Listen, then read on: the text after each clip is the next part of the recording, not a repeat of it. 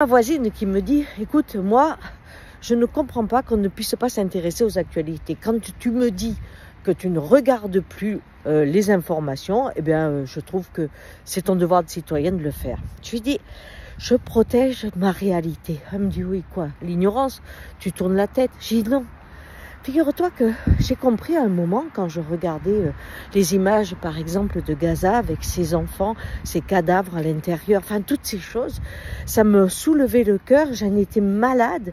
Mais après, le soir, je commence à regarder un film où il y a un tueur en série, et c'est des images horribles aussi.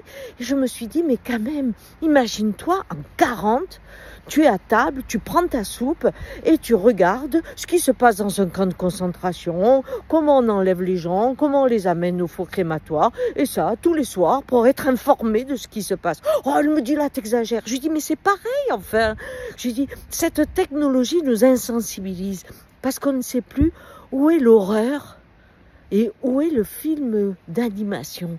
Et je dis, voilà pourquoi je préfère lire les informations plutôt que de les regarder, afin que je puisse toujours être horrifiée quand quelque chose de réel se propose à moi et qu'on m'en parle. Voilà.